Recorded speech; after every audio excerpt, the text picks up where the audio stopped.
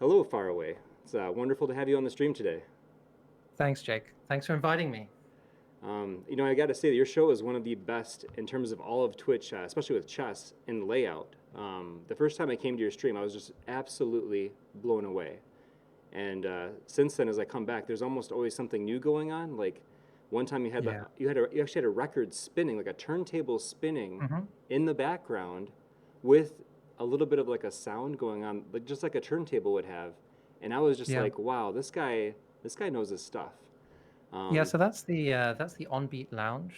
I have a few different, in fact, I have three types of stream that I do. The On-Beat Lounge has these lo-fi beats playing in the background, along with different turntables that the viewers can select.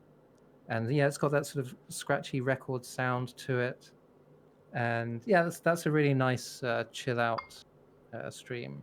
Those on beat lounges. yeah. So obviously, part of your stream is chess, and one thing I like to ask a lot of other people when I talk to them is how they got started with chess. So when you were younger, like who or what got you going with this wonderful game?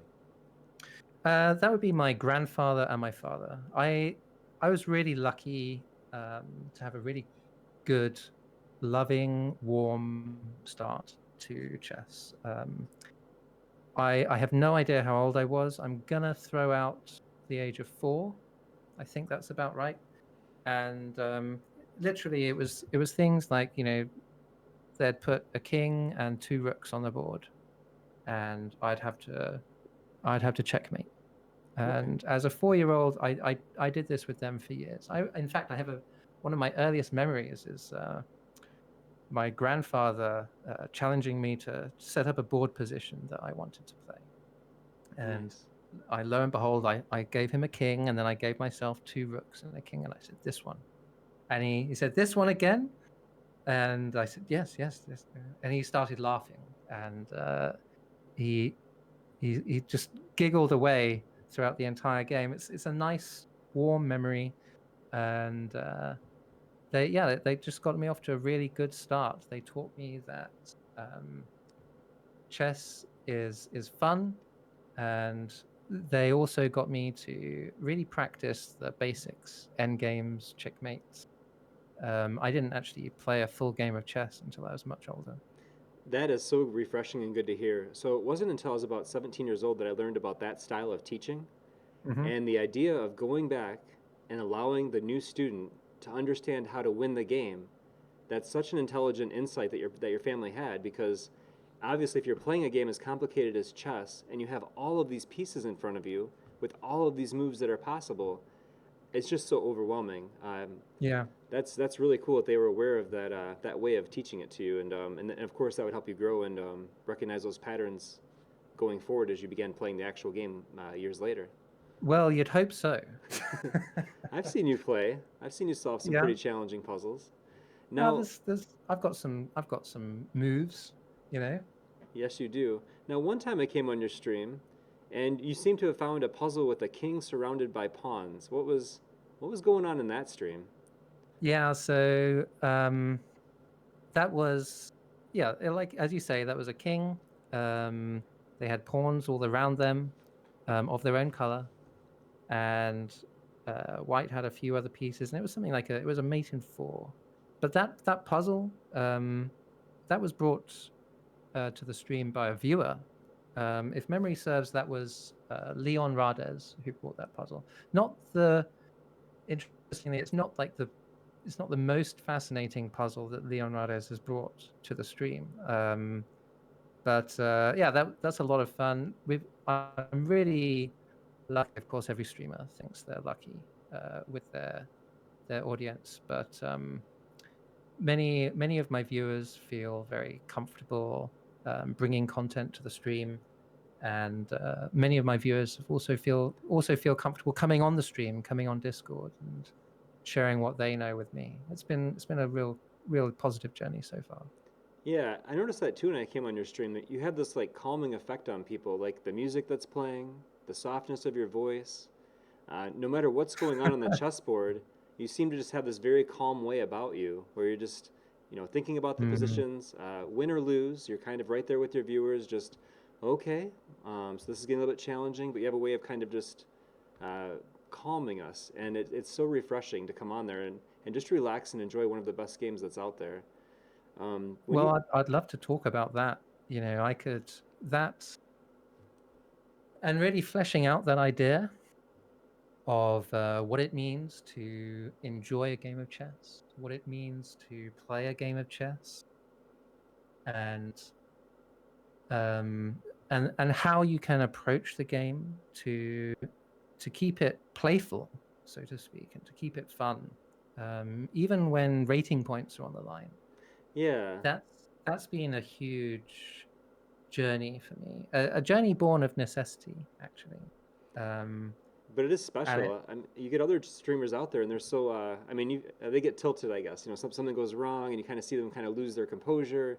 Maybe they lose touch with the viewers for a while. But I've not seen that with you. I've seen you very professional in your stream. Just a wonderful example for anybody who's maybe looking to start streaming. I would say that you're a good channel to go to, not only for the layout, but also, like I said, for the interactions with the viewers.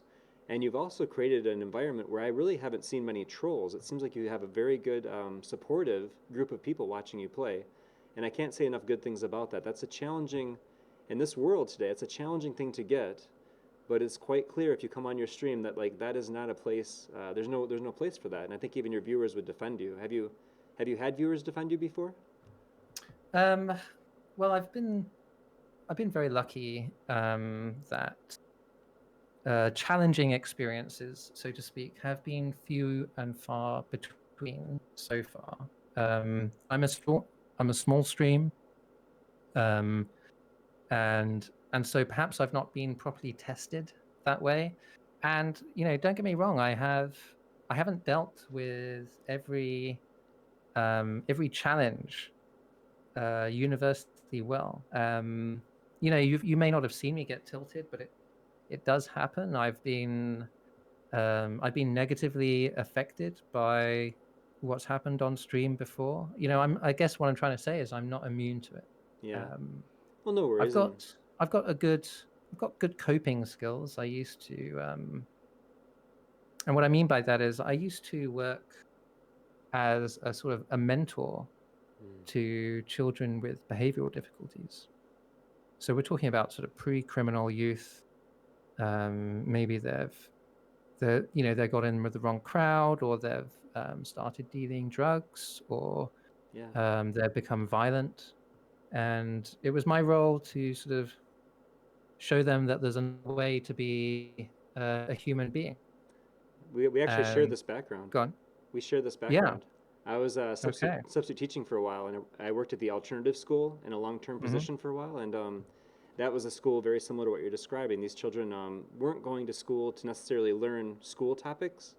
The goal was to have them just have a day, just have the pattern of what a normal day could be like modeled for them. Not at all the educational process, just have them come to school in a safe environment away from home, which maybe wasn't safe, and they weren't able to go to high school. And so yeah, I can definitely relate to that. And it's very true that that background and streaming would be very helpful. Go on. Sorry, I didn't mean to interrupt there, I but don't know about you, but I really feel like um, streaming has it's it's re-energized the sort of the spark of creativity in my life. It's been a really wonderful thing to discover. Um, but at the same time, I feel like it draws on everything that I've had to go through so far in life. yeah, Um, you, whether it's that mentoring experience, which involves dealing with challenging interactions, and not letting it make you bitter. The moment that you probably remember yourself, the moment that a young person who's trying to get under your skin, and they're trying to challenge you, they're trying to push those boundaries. The moment that you let it get personal, um, they that's their goal fundamentally, and that's when it starts to hurt, and that's when it starts to feel um, bitter. Yet yeah, if you're able to manage that with grace, perhaps even um, a certain amount of humanity and empathy, because we all have bad days, right? Oh yeah, definitely. Another thing that helps too is the community out here. I have not, I wasn't expecting this when I started doing chess streaming, but there's a wonderful chess streaming community on Twitch. Mm. And so even if you do, like if someone's listening right now and they're considering streaming and they're like, oh gosh, issues, the good news for them is if you reach out to another streamer and you're friendly with them and stuff, you're likely to get help on ways to handle those situations. And I really like that. I've done that a few times in the past where I ask a question of someone and they kind of walk me through, well, what you can do is, in some cases maybe ignore them. Of course, if it's really bad, you can actually ban them. And I wasn't even aware of some of those actions being possible when I first started streaming, but it's nice to know those resources are there. Yeah, it's different to real life interactions as well, because there's that distance, there's that separation, there's the anonymity that comes with online interactions. Um, but yeah, it's definitely worth pointing out to anyone who's considering streaming that this is rare. It's really rare. I've Right. been streaming for 6 months now, and I'm lucky that I've still probably had like less than 5 negative encounters. That's not to Wow. say that I've not had people come on the stream who've purposefully tried to spoil people's fun, for want of Right. a better expression. Um, Well, but go wow. on. I was gonna say you've grown really quickly then. If it's only been 6 months, I mean, when I first came to your stream, based on the layout and the viewer interactions and things that I saw, I thought maybe you've been going for like a year or longer, honestly. Just because of how professional and how it seems like a lot of streamers when they're first starting with streaming, they don't have nearly as polished a product as what you're putting out there. It's really high quality. Well, the way things look and feel is very important to me, um, and I'm willing to put the time and the energy into learning how to use the tools and how to combine different tools to create certain effects. Um, that's not always as important to everyone. Um, and it might just be the fact that I'm not an international master. I'm not even close, right? So I've got to find other ways of providing value to people. Yeah, I mean, Um, if there was a Go title on. of like streaming master, I would say you're getting close to that though, because Yeah. you you're interacting. No, it's true though. Like there's some people that are extremely strong at chess, and they're streaming chess, but they aren't really strong as a streamer. You know what I mean? Like the chess is Mhm. very high value, but they don't have that warm, friendly relationship that you're forming with your viewers. They aren't It's a spending really important aspect. It's a really important aspect, I think. Yeah, they aren't spending the time to learn off stream how to make their stream look better, the time that you've put in. And did you have a background in graphic arts or design that helped out with this, or is this more just you YouTubing it up and figuring things out, or what's Um, so I guess I'm just really lucky that I've always been a geek, um, and I've always been tinkering with technology, and that's given me a lot of it's given me a lot of confidence um, to go and try different things. It's given me also a lot of sometimes the hardest thing is knowing which questions to ask.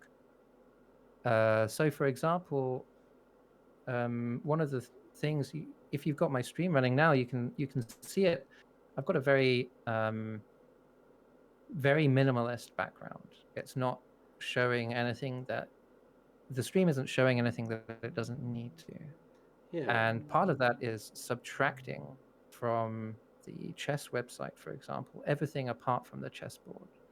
There's yeah, ways to do that, of course, by cropping the display capture, but cropping doesn't work in most cases, especially if you have semi-transparent backgrounds. If you have fonts written over the top of a background, it just doesn't work. So being able to ask the question, how do you subtract that away? And then being able to start an investigation into how to do that. And for that to be productive, that's something that I've been practicing since I was a teenager. So I've been very lucky, and that's actually another example of how streaming leverages everything I've experienced so far.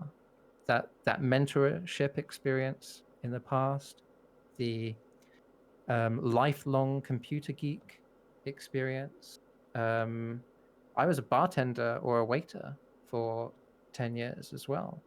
You can imagine how sitting at a bar talking to regulars has has helped me settle down with my regulars today.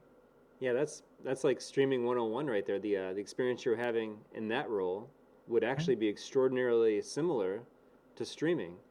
You've got people that you have a relationship with, but maybe not too close, not too personal, because you're working in in a service industry with them and just kind of maybe asking a few questions, but for the most part, leaving them alone. But at the same time, they're engaged, maybe seeing you mix drinks or some fun things. I think I've seen like different movies like Cocktail, Tom Cruise or somebody, shaking Yeah, things you're up. So sounding very American right now, I Jake. could see I've you got just to, like shaking things up, and you're what you're not the thinking of girls is you're are not thinking of the dancing British on the pub. tables. And oh, okay, yeah, what's that like? Take me into a British pub, because you're Uh, correct. I've got a different idea. Coyote Ugly, or some crazy dancing and stuff. so yeah, Coyote Ugly, it's too loud in that sort of a bar Okay, to even have a conversation, right? I But see. what the main difference, essentially, there's going to be some British people listening who are going to be very, very dissatisfied with how I describe this. Uh oh. So all of the caveats and all of the apologies there, but I like to say that the main difference between a pub and a bar is that a pub is someone's living room. And so you, instead of being a customer in that space, you're a guest. Ah, Um, and you're a guest in someone else's house. That's why it's called a pub. It's a public house. It's someone's house that is public wow. that you can go and access. Okay. And that fundamentally changes the dynamic. Um, and when you go around to someone else's house, you lean up against the kitchen counter and you hold a cup of tea and you have a chat and you talk about all sorts of things. And if you're lucky, you even like the person you're hanging out with. That helps as well, right? Right. Oh, totally. Yeah, that's a much more And personal and different experience than what I was picturing when you said pub. yeah, exactly. That's why I wanted to clarify it, because the moment you went down the what was that Tom? You mentioned a Tom Cruise movie that I used to, Yeah. where he's doing all the flaring, all that I sort was of picturing stuff. you doing all that stuff. You got the mixing stuff, and you're shaking things around, and ice is flying around, and cups are sliding down the table to other people, and yeah, that was I was picturing all of that when you mentioned that. I was like, okay, I could see Farraway really mingling and mixing it up pretty good with this. So um, Yeah, there's actually probably um, a story related to this, which I should briefly touch on, because it's sort of connected to what you mentioned earlier about um, being able to play and not focus too much on winning, to not let losing a game upset me. Um, and that all started at a time in my life where I was working in um, the best pub I've ever worked in. Frankly, it was, it wasn't a beautiful pub. It was a small pub. It had been a pub, incidentally, since I think it became a pub in 1345. okay, So, how long ago was that? We're approaching 700 years now. wow, So it's an old pub, and it was in a small town which also happened to have the best chess club I've ever been a member of, wow. because that chess club was also in a pub. Oh, really? That's Yeah, from what you've described a pub as. This thing sounds like heaven to me. Like if I could go somewhere when this is over, I think you've just described the place I would like to fall into. That sounds someone's it was house as a it guest. was delightful, I must say. Yeah. And during this point in my life, I was pushing very hard. I I had the normal ambitions that every young man has in the world, um, except that I was curious. Chess has always been the biggest thing in my life. It's been the most consistent thing in my life. It's the thing I've always pursued in my spare time, and I was curious, given the opportunity, how far could I go? Could I become a grandmaster? You don't play chess for long without asking that question, right? Right. And so I decided I was going to give myself 5 years after I graduated from uni, um, to to just work in the service sector and pursue chess. Awesome. Um, and at the end of the day, in hindsight, I realize now that I just wasn't very good at improving my chess Hmm. game at all. I didn't have the necessary techniques to. I think learning techniques is what I'm looking for here. I assumed that I was good at learning. That's been something that I've always told myself about myself, that I'm a good learner. Oh yeah. And so I assumed, therefore, that I wouldn't have any trouble with learning techniques. Exactly. Um, And yeah, I'll just interrupt. I'm sorry to do that to you here, but no worries. with chess, you're absolutely correct because it is different than the other disciplines. With math, you can memorize a formula. You can Hmm. then go in and apply it to like 1,000 problems, and people will celebrate you and say, "Oh, you're so good at math." But with Yeah. chess, you can go in and learn a pattern, but that one pattern and being able to apply it has you still at a very weak level with chess. There's so much more to learn. And then as Hmm. you learn maybe tactics, if that's what I'm describing right now, you learn there's pawn structures, you learn both those, then there's end games, you learn there's additional end games, additional pawn structures. It's a lot like the collegiate experience. There's really no end to the amount you can learn with this.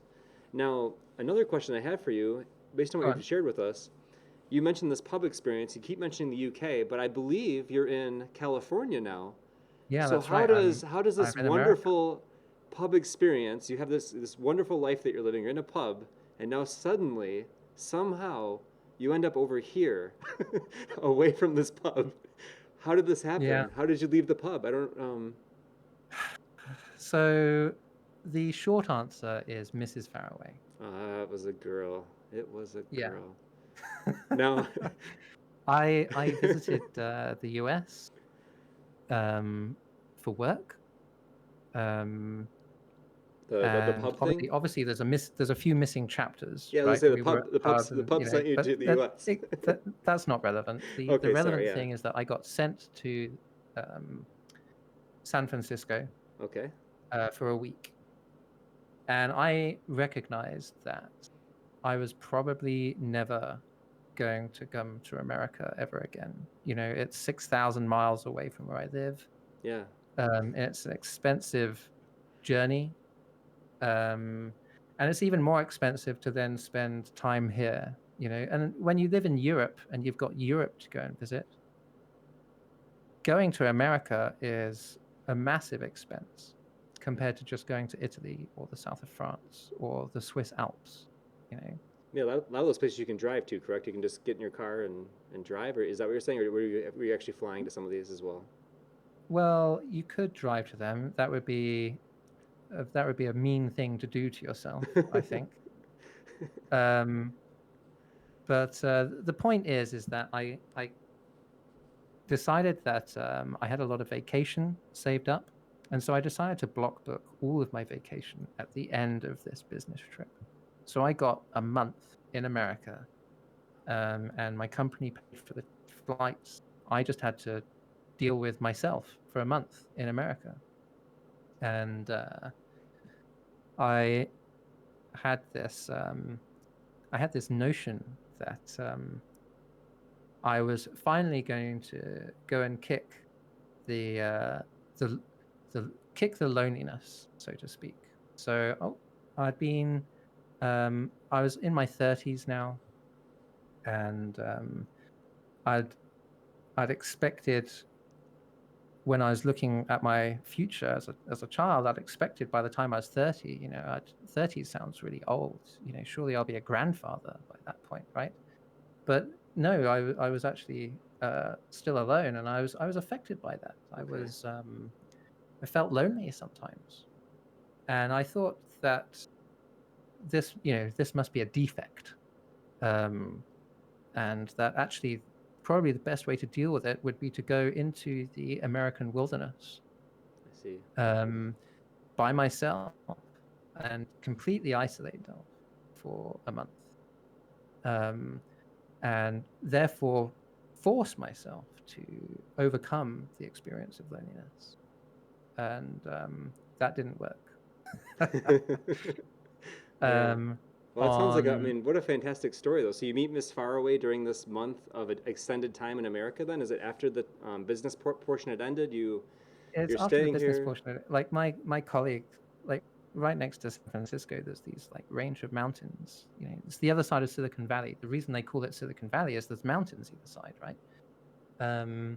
And so I'd spent the entire week looking at these mountains, and if I see a mountain, I want to go to the top of it. That's just what happens. If I see a hill, I want to see what it looks like from the top of the hill.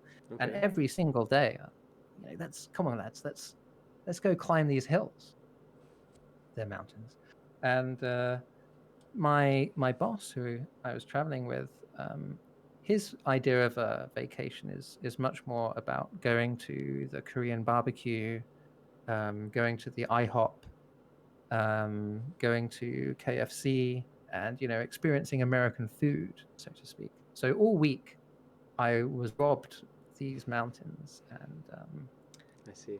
finally, I dropped them off at the airport, and the very next morning, I hit the closest mountain that there was to me. And funnily enough, I took my video recording equipment because I was recording some instructional videos about Go. I wasn't playing chess at the time. I was playing Go. I Okay. wanted to make instructional videos. But to your point about how things looked, most people who make chess videos or Go videos, they do so, they're in their room or they're in their office and they're presenting this board, and it's all very geeky. What I wanted to do is I wanted to go to the top of a mountain and make a Go video there Wow. with the mountainside in the background. And that's And that's actually go on. similar to what you have on your stream right now. It almost Exactly looks right. like Yeah. So, it's funny you I say this got there because eventually. your background right now looks like you're on top of like maybe in Ireland there's like those cliffs of Moher type thing. It almost looks Hmm. like that kind of scene in here that I'm seeing with the clouds and a building, and it looks like a big drop off possibly behind that building. So Yeah, that's beautiful. right. Um, so my gosh, you've actually brought this to streaming as well, like that Mhm. that experience. That's a really wow. Okay, keep going, Farraway. I'm sorry, just kind of Yeah. seeing the So, two together. um, I Go is a game that you play with stones, like many hundreds of little stones, and it's played on a wooden board, and you need camera equipment. And this is California in the summer. This was July. Wow. So it's Um, very warm, right? I mean, it's got to be. very, very hot. And I'm climbing a mountain, so I'm 100% exposed. There's no shade. Um, so that means I need a lot of water as well. So I was carrying, I think, about maybe 10 liters of water, maybe more, along with about 400 little stones, along with all of my camera equipment, Jeez. in this massive backpack up a mountain, sweating away in the sun, getting the water in me as quickly as I could. Every so often, I wanted to make it like a travel documentary, so I like set up a little tripod, then walk back down the mountain to then walk up the mountain to get the shot of me walking up the mountain. And then I got to the top of the mountain and spent a little time up there feeling, when you get to the top of a mountain, you've got to spend some time feeling good about getting to the top of the mountain. That's the rule. Yeah. Um, and But so then I suddenly realized that I only had a little bit of time left. I didn't have much daylight left anymore. And I needed to record this video. So I set myself up on some rocks, started going through a video that I had sort of scripted, but hadn't really. It was a lot harder than I had expected. I thought I was just going to be able to talk about it, but the moment I turned on the camera, I sort of froze up inside. I felt this sort of tension in my chest, and it took a long time to probably relax. heat exhaustion was probably what you're feeling. There was something about that as well. And Oh my gosh, far away. No, okay, keep going. Just keep going. well, eventually I packed all of this stuff up, and I realized that this hadn't worked, and that I thought I enjoyed this game and I enjoyed hiking up mountains, and I thought maybe I could combine the two and it would be awesome, right? Right. But it turns out I'd actually ruined both. I'd ruined the hike up the mountain and I'd ruined my experience of this game. And I realized suddenly that I was going to have to rethink how I was going to spend my time out in America, because I thought I was just going to go into the wilderness and record these videos. Right. And at that moment, a voice piped up and said, "Hey, what are you training for?" Because she saw me with this massive backpack, thinking that maybe I was training for a trip to Everest or something. Right. Pick the traditional Yeah, backpacker hiking across the world. Okay, yeah, right. I could see thinking that, seeing all this equipment on you and the water bottles and apparently these 400 stones. Which, yeah, how do you explain the stones to someone who doesn't play Go, right? It's like, this is going to be challenging. Okay, keep going. exactly. This is great. Well, fortunately, we were walking down the mountain on the same route, and so I was able to explain just what I've told you, and to say that I was having to rethink this. And she said there was a local hike nearby. Maybe we could meet up tomorrow and do that. And I didn't have any plans for the following day. So you're stuck. You So have to I was go. like, sure. No, I'm just kidding. That's so amazing. Like, so you're saying that she actually asked you, like she approached Hmm. you, and this ties in. People sometimes talk about like dating advice and stuff like that, and Yeah. much the same as you, Lisa and I met kind of similar with running, Hmm. and I recommend that to people. It's like find your passions, find your hobbies, and let someone find you while you're doing your passion or your hobby. I feel like those relationships are the ones that are more likely to work versus the just trying to like somehow oh what Brute do force. you like bacon, I like bacon too, it's like, and then you find out Oh gosh. you know what I mean, like a little bit too generic there. You got to like try to have those more specialized things that you share. It could be kayaking or whatever, but that's a really really neat story that somehow this woman is out in this wilderness with you and observes you with this backpack as you're doing this thing, and you guys meet each other. That's a really cool story. And then to have her ask you, "Hey, there's some cool trails nearby. Would you like to go hiking with me?" That's really cool. That Yeah, I must have made a good impression, you you must know? have. Um, yeah, that's pretty amazing. I think a lot of us out there, male people out there, we think about our interactions with women, and it's like the amount of things we've tried to get a woman to do anything with us. Yeah, you want to grab dinner, and then here you are on a mountain, sweaty with 400 stones, and no problem. So, um, It's a good look, you yeah, know? it really is. That's really cool. Okay, so you somehow end up staying. So you meet her, you go on this hike the next day, or sometime Hmm. shortly thereafter, maybe the following day, right? Yeah. And Oh, well, you want me to finish the story? Oh, well. yeah, I mean, this is someone that you married. This seems like a really fun thing to know, but you don't have to tell the whole story, I guess. But I'm just Yeah, curious cool. about. No worries. I'm very happy to. So, Yeah, that's exciting. um, Mrs. Farraway and I'll call her Sarah. That's her name. Okay. Sarah and I um, spent a lot of time with each other over the next few weeks. Did a lot of hiking, explored, I suppose, not just the wilderness of California, but the wilderness of our own selves. And it was a very, very powerful experience for me. And I went back to the UK, Okay. thinking, well, this has been lovely. And You went back to the UK. excuse me. Wow. That was Yeah, that's I a went back to the turn. UK, I and didn't within a expect few that days, twist. we both Yeah. sort of spoke to each other, and we're like, well, maybe I should come back. And she's like, yeah, maybe, okay. And so that began the project of how do you get to America? Right. It's a very, very difficult thing to accomplish, and it took me 8 months Now, to so go on. even from the UK, like, because I would think of obviously a country is a country, I guess, but for some reason I thought the UK would be easier? You say like all these months, but what are some? Is it getting the applying for like a green card? Like what are the things I guess that are taking that much time? It seems that seems like a lot of time far away. Like Yeah, well, you can't just walk in. So you can very easily get a tourist visa, but if you have a tourist visa, you're not allowed to work.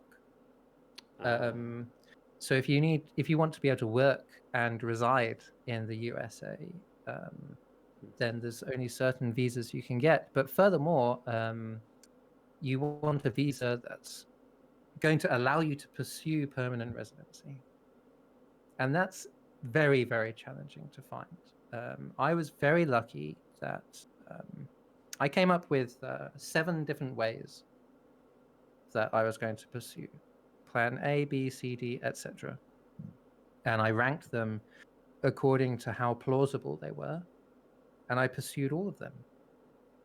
And I plan B fell through, and it was actually plan A that came good for me. I worked at a company that had an office in America, and that's why I came over here on that business trip, and so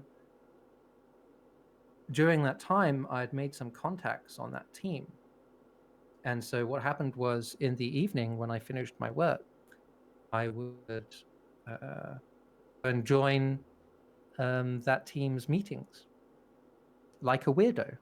Basically, I just dialed into their meetings remotely and said, "Hey guys, do you remember me?" They're like, "Oh yeah, yeah. Oh hi. Do you mind if I just sit in?" And they were too polite to say no, so that was that. Every evening, I sat in on their meetings, okay. and eventually, some work was mentioned that I thought I could contribute to, and I said, "I can do that." And they're like, "Oh yeah, you're here, right?" So they let me do it, and that's how Oh it yeah, started. that sounds I like would an do my episode. UK job during the day, and I would do my American job in the evening. This is a And sitcom. go on. This isn't real life. This is a sitcom. This sounds like it should be like made for TV. This is this guy no longer working at the company calls into these meetings in the like. Did you ever watch Seinfeld? Are you aware of this show, Seinfeld? I'm aware of the show. I've never seen it. Okay, yeah. Anyway, you kind of remind me. There's some episodes like Kramer going in with like a briefcase full of crackers. Nothing in the briefcase but crackers. But your story is just so like. I understand where this is headed, and it's somewhat brilliant, but also at the same time like very.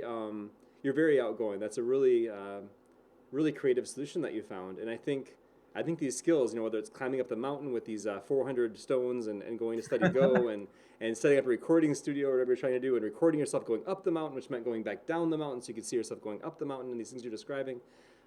These are all the things, the tenacity that you're going to have to be a successful streamer. And as I hear about this background that you have, everything that I see on your stream is starting to make so much more sense to me.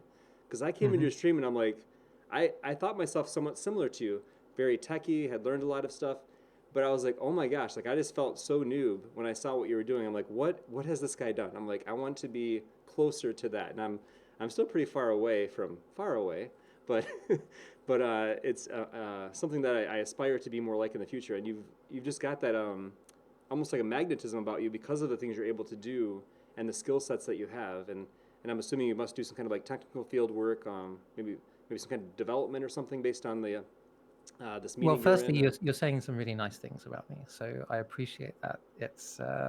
It's very generous of you. Yes, I that um, that childhood geek um, got into computer programming as a teenager and developed that as a hobby. And I mentioned turning 30. Well, at the age of 30, I realized um, that enough was enough, and life hadn't worked out for me really, according to most metrics of what a successful life is. Um, I was Hmm. just living hand to mouth, really, running out of money every Thursday, getting paid every Saturday, and I wasn't leading my own life. Life was leading me, and so I applied for a job in IT, and it was a really awful job, and on no money, very exploitative. In a way, it was exploitative, but fundamentally, I learned a lot, and they got me off to a really good start. Um, but they fundamentally, once I gradually started to grow into a professional tech person, it was time for me to move on, Yeah, and and I'm lucky I did. it's so funny to hear you say these things about yourself because I think like young people will probably be watching this. We have young people on our stream sometimes, Hmm. and many of them in maybe a similar place as to where you were. There's maybe that paycheck to paycheck kind of thing going on, Yeah. and then to see someone like you, having come through that journey and to where you're at now, I think this could be an uplifting message for them. When I met you, I thought, man, this guy's awfully accomplished, and then as you've described yourself today and the things I've learned, I'm like, this guy is actually even further ahead of the curve than I thought. Like these are all wonderful skills. I mean, you've got the wonderful Miss Farraway, of course. You're now in lovely California. Uh-huh. You have this pub background from the UK. I think many of us just want to have a story, but you appear to have many wonderful stories, and you're a good storyteller. So Well, thank you. I've just Yeah, enjoyed I've this so I've lived much. many lives, I suppose. Yeah, and Uh, that's a good way to put it, right? Because I think all of us have that kind of feeling maybe as we get older. I think you and I are both getting older. You said mentioned 30s and stuff. And as you get older, you do start to have that thought of like, I can hardly remember those days. Maybe you're eating ramen noodles in college, wherever it was, but it's hard to go back sometimes and put yourself in that mindset. But my gosh, it's like a dream, isn't it? it really It's funny, is. isn't it, how life has a way of making you feel like everything's important right now. But then you think back to something 10 years ago and it's like a dream you can't quite remember properly. Yeah, that's a wonderful way to put it, actually. And you're absolutely correct. We might even be thinking about something as simple as going to the store and the stress over this thing we don't have at home. But you're Hmm. absolutely correct that, a few days from now, a few years from now, whatever that thing was, are you still attached to it? Or even a thing at work, there might be some project you're working on or a part of, and right now that's like your only focus. But then, a month or two later, you've got new projects, new things in your hands, or whatever it is, and that project has kind of left your mind until something maybe pops up where you need to revisit it. So Well, that applies to chess as well, right? yeah, So many of us, we have rating goals. We have goals about the type of chess player we expect ourselves to become over this particular time frame. And these are all apparently, if done well and carefully, they are sometimes effective ways of becoming a good chess player. However, equally as often they don't work. Perhaps more often than not, they don't work. There's fewer grandmasters in the world than there are billionaires, wow, and um, at any moment on Lee Chess, there's going to be 50,000 people playing, and you know that most of that 50,000 treat chess just as seriously as you and I. It's a big part of their lives. They want to improve. They're pushing themselves, and maybe two or three of them have a title, not just grandmaster, but national master or international master.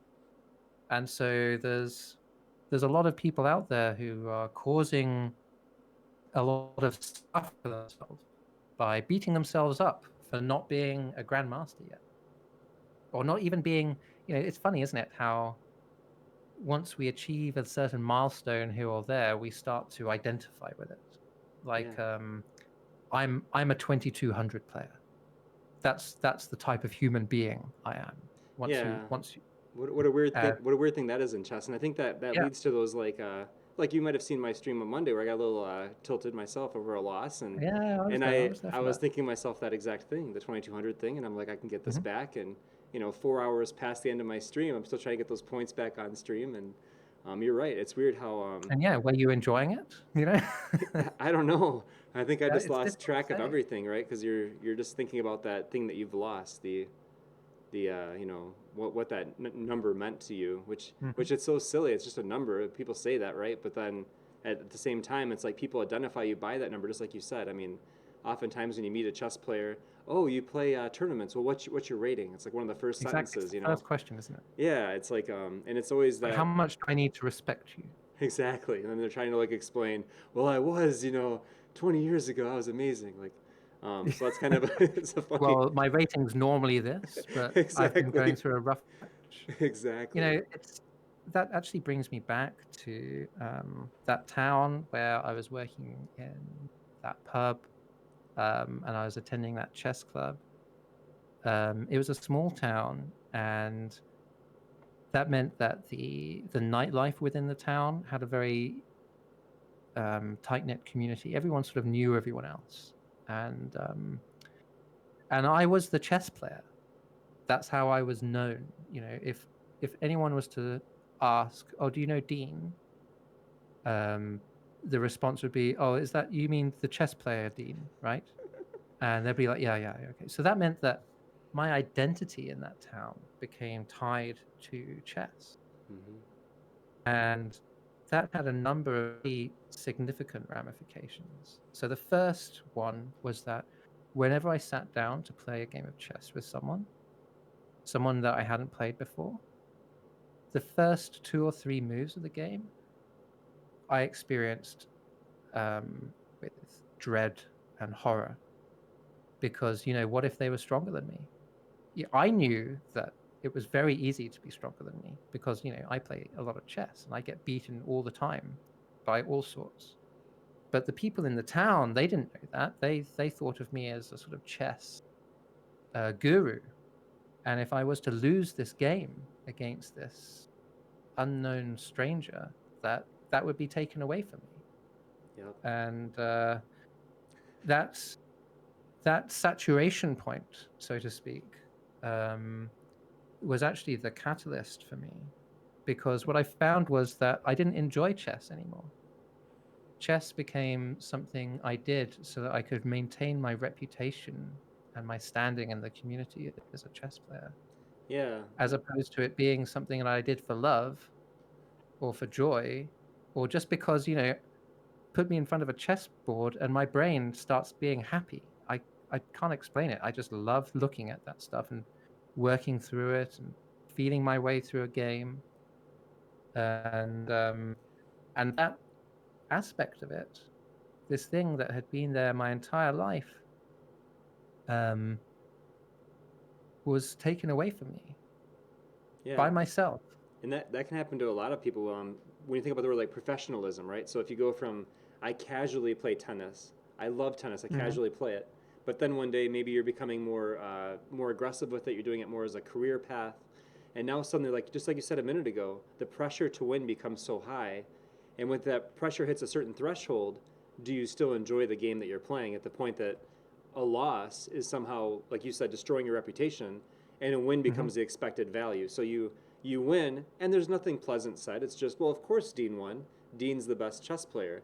But if you were to lose, now it's, oh my gosh, who beat Yeah, Dean? This guy's amazing. exactly. So it's and like you said, in those with those being the stakes, it isn't enjoyable to do something anymore. And I think that's part of the beautiful thing about finding people that are similar to yourself, in terms of the rating we talked about. So if you're a strong player playing other strong players, and having that mutual respect for each other and understanding this exact thing we're talking about right now, where, oh yeah, yeah, I've had that same thing. You're in your town, your home, this local club. Your expectation is you're going to win every game. You're at a tournament. You lose one of your 5 games, or whatever it is, and people look at you so differently. Now, with the winning and everything, and you being as strong as you are, do you have any books you'd recommend, or somewhere you'd point someone that's maybe newer to the game and trying to get better? I would actually, but before I do, I just wanted to sort of disagree with you slightly. Okay. Um, so there's a nuance here which um, has to do with something sort of fundamental. If we can talk about this pressure that we feel to perform, and we can talk about the exhilaration of finding a well-matched opponent. And I'm not denying that exhilaration at all. It's wonderful. when you find someone who you can play and you can't predict the outcome really in advance. It's and I agree that's a special thing. Um, it's like finding a friend where the conversation never dries up, Mm-hmm. you know. Mm-hmm. Um, and but the thing I'm getting at here really is, in order to even enjoy the game again, I really had to let go of my reputation. I see. Um, and it's initially I quit the game for a few years, and I went into Go, and Go taught me a sort of different approach to learning a game. First of all, which was very exciting. It also taught me a different um, philosophy, so to speak. That um, in Go they have this expression of finding the truth in the position. You know, what is the evaluation of this position? Okay. For example, is white winning here? If so, you should be able to do this. What is the truth of the position? How can we navigate this labyrinth? And what that beholds is a curiosity and a playfulness, so that you can sort of almost gaily go and do that rook sacrifice, Right. because let's find out. Um, because it doesn't matter if you lose. I see. And then, like you said, the It's more, creativity. Yeah. Wow. yeah. Huh. And so you bring life to the game because you're no longer thinking about zeros and ones. You're in a different Hmm. place now, and you're thinking about, I want to play beautiful chess. I want to make moves that I think are the best, and try to understand the truth of the position. And based on that truth that I think I see, I'm going to go after this more beautiful way of playing, I guess, and try to. That sounds really Yeah, and cool, also actually. a stronger opponent, someone who actually, or even a weaker opponent, so anyone um, who beats you at a game of chess, they highlight a weakness of yours, because of course, if someone wins a game of chess, that's because the opponent at some point made an error, Yeah, usually, yeah. and a defeat therefore casts light on what you need to work on, and at the same time, you also get to give a victory to someone else, which is a mind-boggling revelation when you realize that just as you enjoy winning, so does your opponent, Yeah. and Yeah. that can be something. Yeah. I really like chess coach Net. He has that saying, losing is learning, and Hmm. I saw that message like that's a really good message to get out there. And for myself, I've always thought about the coach aspect. So people have asked me before, like, well, you got beat a lot today. How do you feel about that? And I'm like, well, as a coach, I feel quite good, but as a player, I feel a little beaten. But I try to stay on the coach side today of, well, perhaps by watching me and the things that have gone on here, how these people have grown Hmm. with me, and today I saw some of those skills that I've been sharing come back at me in a way that led to a positive outcome for my opponent. So yeah, like you said, there's definitely different ways of looking at the game, and you really need that at a certain point because, much like you mentioned when you were younger or you're in this community, you were very lifted up by the game, almost defined yourself by the game in a certain way, Yeah. and of course that's dangerous to do with anything, and it can lead to some severe lows, as a result of outcomes we didn't hope for. Highs and lows. Yeah, it has been so good to meet you today. Now that book review, did you have any books that you would recommend going back to that, or? So I moved house recently, Okay. and I'm at that's actually one of the reasons why I had to stop streaming in the evening. And I've just noticed actually that my camera might even be overheating at the moment, because it gets so hot in this house in the evenings. It's too hot for me to Yeah. stream. Well, we can wrap this up soon. This has been a wonderful interview. I think we've learned a lot about you. So if we need to save your camera, we can save your camera. But Well, before I go, I would strongly recommend um, two books to everyone. There's the one book that took me from a hobbyist into a half decent club player, Okay. and that's How to Reassess Your Chess by Jeremy Silman. Wonderful book. Yeah, that changed everything for me.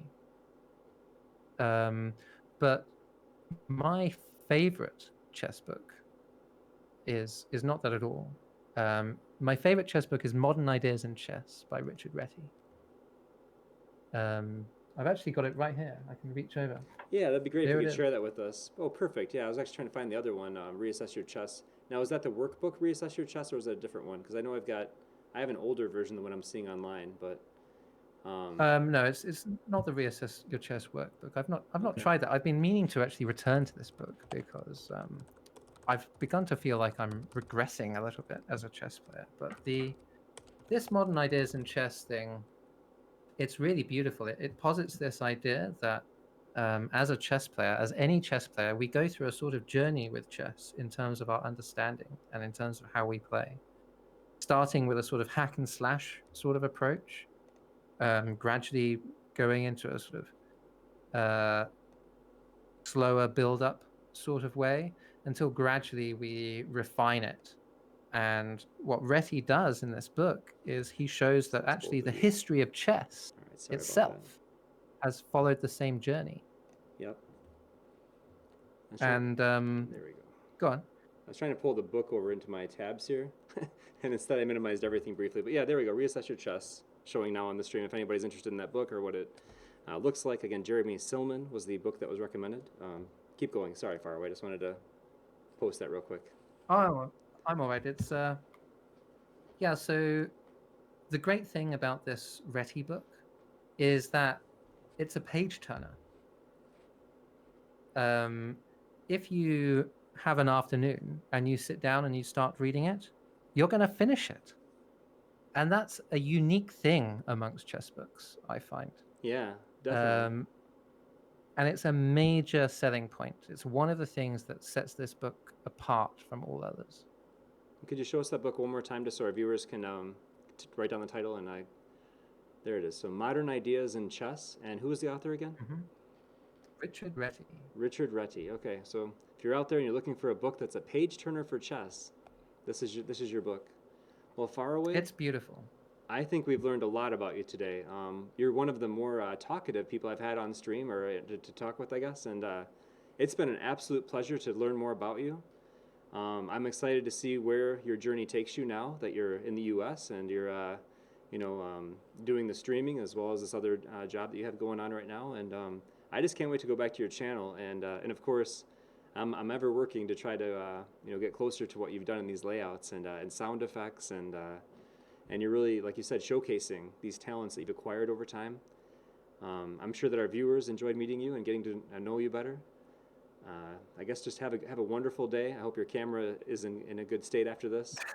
And it'll be okay. It overheats sometimes. well, thank you so much for coming out, man. This has been great. You're just so I've had a great inspirational. time. It's rare for me to see someone in the chess world that inspires me, and you've done it in multiple ways. You know, the things you're doing on your stream, the things I've seen today as I was even watching your stream as you were talking, and then relating the pieces you were giving to me and looking at the stream and thinking about these things you've done. It's really neat. This is good stuff, Farraway. You have a wonderful evening. Well, and you too, mate.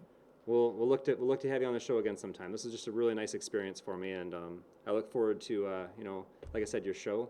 And if you're out there right now, the name up there at the top of the page, Farraway, put that in your search browser under Twitch, and you'll be able to see this wonderful streamer and the show that he has to offer. He's going to greet you. He'll have time to talk to you. It's a really nice show to go on.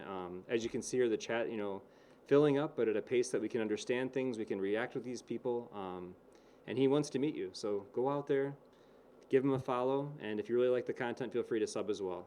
You have a great day, Farraway. Your experience for you need to put some small print at the end of that, Whatever. There's no small print, no disclaimers. All right, you have a great day, and we'll see you soon. Take care, Farraway. Thank you so much for being on the show. Thanks for your time, Jack. Cheers, man. Bye.